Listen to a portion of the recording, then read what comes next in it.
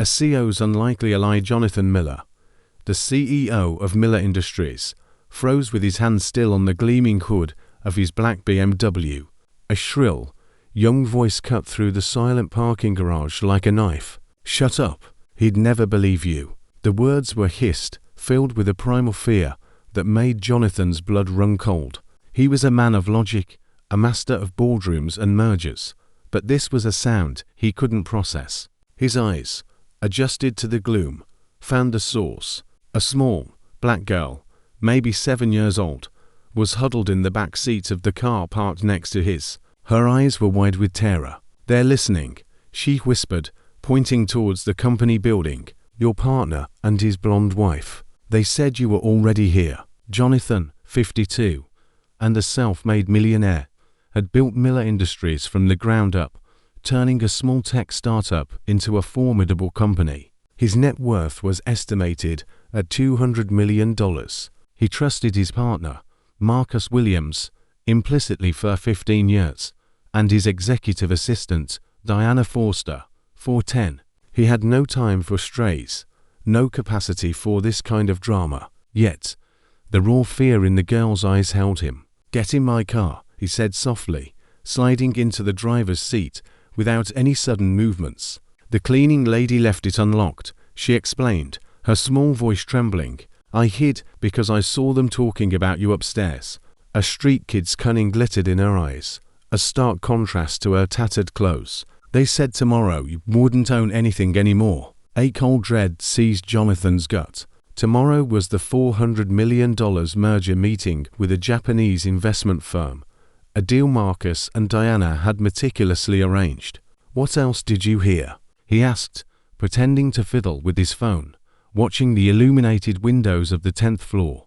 "They said you're really stupid, and you're gonna sign some papers without reading them carefully." The blonde woman laughed and said, "Tomorrow, have to find another job." The girl's shoulders hunched. "They said other mean stuff about you, too, but my grandma always said kids don't repeat bad words." Jonathan felt a surge of anger, but also something surprisingly close to pride. This child was risking her own safety to warn a complete stranger about a betrayal. "What's your name?"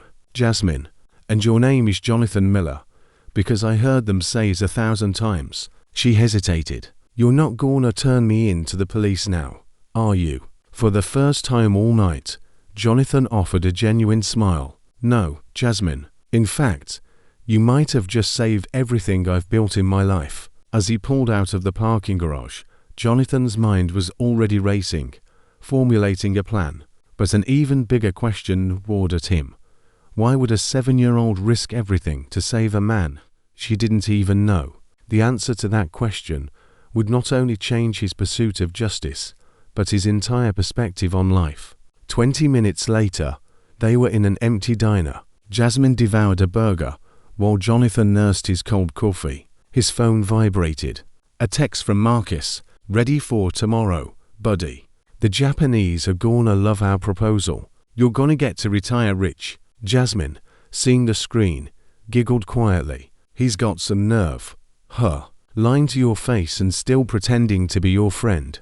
Marcus had always been that way, charming, convincing, and utterly deceitful. Jonathan penned a friendly response, a cold fury simmering beneath his composure. Another text came through, this time from Diana. "Jonathan, I've gone over the final contracts. Everything is perfect for signing.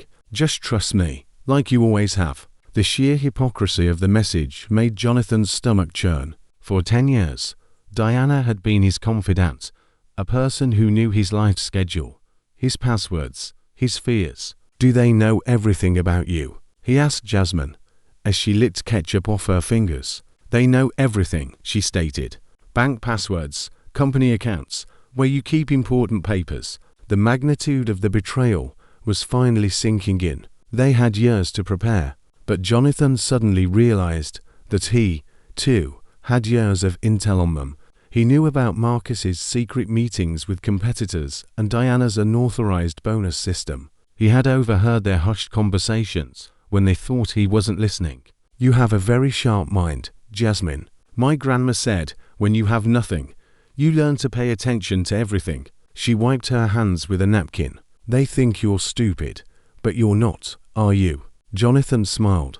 A feeling he hadn't experienced in years, hope mingled with fierce resolve. No, I'm not. His phone rang. Marcus, no doubt, wanting to secure the last piece of his trap. Jonathan answered in his most affable tone. Jonathan, so glad you could make it. Diana and I are just wrapping up the final preparations. You just get a good night's rest. Tomorrow's a big day. I'm sure it will be, Marcus, Jonathan replied, his voice a neutral mask. Diana suggested you not worrying about reviewing the documents today. They're quite technical, and you've always trusted our expertise, right? Just show up and sign where she tells you. The arrogance in Marcus's voice was palpable. They truly thought they had reduced Jonathan to a clueless puppet. After he hung up, Jasmine looked at him intently. You're up to something, aren't you? You have a different look in your eyes, like when my grandma found out someone lied to her. I need your help, Jasmine. Can you go back there today and listen to their conversations again? The girl's face became serious. That's dangerous. I know. That's why I'm going to pay someone to protect you. During a restless night, Jonathan had already made a decision. He knew a private investigator, Gabriel Torres, a former cop who used to do background checks for Miller Industries. Gabriel had been fired by Marcus and Diana, citing budget cuts. Jonathan now understood the real reason. Gabriel was too smart and asked too many questions. Gabriel answered on the second ring, his voice gruff. Jonathan, what a surprise. I thought you forgot about me after they terminated my contract last year. Gabriel, your termination wasn't my decision, Jonathan said, a note of sincerity in his voice. There was a silence on the other end, then a quiet, dry chuckle. I had a feeling. Marcus never liked investigators asking uncomfortable questions. What do you need? 2 hours later, Gabriel was sitting in Jonathan's kitchen, looking at Jasmine with a mix of admiration and concern. So this little detective uncovered a $200 million corporate conspiracy. Gabriel shook his head in awe. You've got a natural talent for this, kid. My grandma always said, when you have nothing, you learn to pay attention to everything, she replied, taking a bite of toast. Gabriel pulled a tablet from his bag. Jonathan, while Jasmine was saving your company, I've been doing some digging on my own. I never liked how I was fired. He swiped across the screen, revealing spreadsheets and documents. Marcus and Diana aren't just traitors, they're thieves. For 2 years, they've been siphoning over $5 million from the company, creating a complex web of shell companies. The merger with the Japanese isn't about growth. It's about money laundering. They need your signature to retroactively legitimize the transfers. After that, they'll cut you out, and everything is clean. A cold rage built in Jonathan's chest. This wasn't just personal betrayal, it was organized crime. They stole from the company I built with my own hands, he muttered. They used my trust to fund their own corruption. Jasmine leaned forward. So now for the fun part. They don't know you're not stupid anymore, but they do know you have an investigator and a smart girl on your side, and they don't know anything about it. Jonathan's phone rang. Marcus, of course. Partner, I hope you got a good night's sleep. Diana and I have been here since early this morning, finalizing the details. The Japanese are going to be so impressed with our organization. I'm sure they will be, Jonathan replied, his voice deliberately neutral. One more thing, Marcus continued, and Jonathan could hear the predatory smile in his voice. Diana suggested you don't need to worry about reviewing today's documents. Just show up and sign where she tells you. The arrogance was sickening. They truly believed they could steal a fortune and he'd still be grateful for their help. After hanging up, Gabriel looked at Jonathan intently. You have 2 options. Call the police now and try to prove everything in court, risking them getting away on a technicality, or you let them hang themselves. Go to the meeting, but not as the victim they expect. Act as the predator they never knew you could be. Jasmine clapped her hands together excitedly. You're pretending you're going to sign, but you already know everything. Gabriel smiled for the first time since he'd arrived. Exactly. And while they're celebrating prematurely, you'll ruin them by delivering them to the police with an airtight case and irrefutable evidence. Another text came from Diana. "Jonathan, you're the best boss a person could ever hope for. I'm sure after today, our partnership will be forever." The hypocrisy of the message twisted Jonathan's stomach. Diana wasn't just stealing money, she was relishing the humiliation she had planned for him. "They think I'm a sentimental idiot," Jonathan said, putting his phone away. "They see my kindness as a weakness." Gabriel closed his tablet and nodded. "Then it's time to show them that kindness and strategic intelligence can be a deadly combination." Jasmine jumped off the sofa, her eyes gleaming with resolve. "And I can help. I can hide near the conference room and record everything on your phone." For a moment, Jonathan hesitated. She was 7 years old, but then he remembered how she had risked everything to warn him of the betrayal. "All right," he said finally, "but Gabriel will be with you at all times." At 2 p.m. sharp, Jonathan walked into the Miller Industries conference room. If it were just another ordinary business day, Marcus and Diana were already there, organizing stacks of documents with the precision of surgeons preparing for an operation. "Jonathan," Marcus stood up, a beaming smile on his face, embracing him like a brother. "So glad you're here. The Japanese are on their way. Everything's perfect." Diana approached with a leather portfolio and a maternal smile. "Boss, you just have to sign where I've marked with yellow sticky notes. Trust me, like always." Her voice was filled with a condescending confidence, a sureness in someone who thought they were dealing with a child. "Of course," Jonathan replied calmly.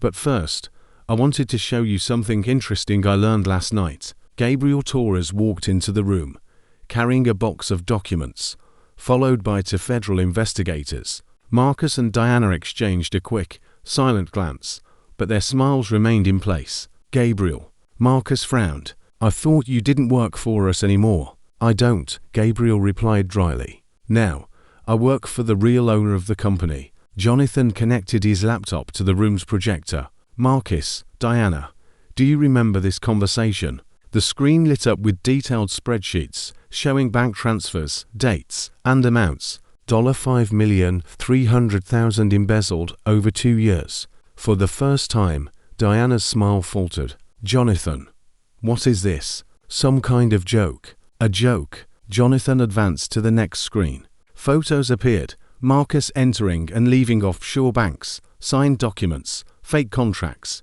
"You created 17 shell companies to launder the money you stole from me." Marcus stood up abruptly, his mask of charm slipping.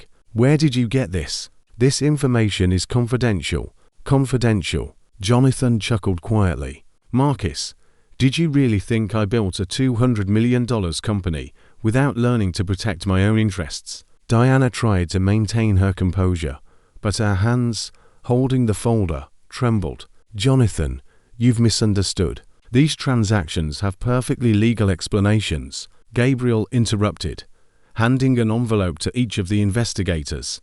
"Here are the recordings of the conversations where the two of them planned this fraudulent merger." He paused. "The second envelope on the table contains the confessions of 3 of their fake clients, all ready to testify in court." Marcus's face was flushed with anger, not panic. "You can't prove anything. These are just accusations." Jonathan smiled for the first time since he'd walked into the room. "Marcus, do you remember Jasmine?" "Who the hell is Jasmine?" The door opened, and the 7-year-old girl walked into the room, accompanied by a social worker. Her eyes were resolute as she made her way to the head of the conference table. "Hi, Mr. Marcus," she said in a soft but firm voice. "Remember me? I was hiding in your car last night when you called Mr. Yamamoto and said you were going to steal Mr. Jonathan's company." The silence in the room was deafening. Marcus opened and closed his mouth several times, unable to find the words. Diana tried one last gambit, her voice ringing with desperation. "A child. You're going to believe a street kid over respected professionals." Gabriel pulled out his phone and hit play. Diana's voice echoed through the room with chilling clarity. "Jonathan is a sentimental idiot. The day after tomorrow, he'll have to look for another job, and we'll get everything. The clown will never know what hit him." Marcus's own voice followed on the recording. 15 years pretending to be friends with an imbecile. It'll be worth every second when I see his face when he finds out he's lost everything. Diana collapsed into a chair, her face as white as a sheet. Marcus slammed his fist on the table, so hard that documents flew. You son of a bitch. You set us up. Jonathan remained calm, his voice quiet but sharp. I didn't set you up, Marcus. You've been digging your own graves for 2 years. I just provided the shovels. One of the investigators stepped forward. Marcus Williams and Diana Forster, you are under arrest for embezzlement, money laundering, and conspiracy to commit corporate fraud. As the handcuffs clicked on Marcus's wrists, he screamed, "This isn't over. I'll destroy everything." Jonathan stood up, adjusting his tie with his usual poise. "Marcus, you already tried to destroy me. The difference is, I'm better at it than you are." Jasmine walked to him and gently tugged on his hand. "Mr. Jonathan, are they really going to jail?" "Yes, Jasmine." For a long, long time, as the room emptied, Jonathan looked out the window, watching the police van drive away. For 15 years, he had blindly trusted Marcus. For 10 years, he had treated Diana like family. Their cruelty had made him believe that kindness was a weakness, but he had learned the hard way that true justice wasn't about revenge. It was about building something so beautiful and powerful that their betrayal became a mere footnote in his success story. A year later, Miller Industries had become one of the top 100 tech companies in the country. Jonathan had established a scholarship program for vulnerable children, funding the education and housing of over 200 kids annually. Jasmine, now a confident 8-year-old, was the honorary president of the program, personally selecting recipients and mentoring other young people who had faced similar struggles. "Do you know what the best day of my life was?" Jasmine asked during a celebratory dinner. "What was it?" "The day I got in your car and decided to trust you. Because that day, I wasn't just saving your company, I was saving our family." Jonathan smiled, looking at the little girl who had become his daughter.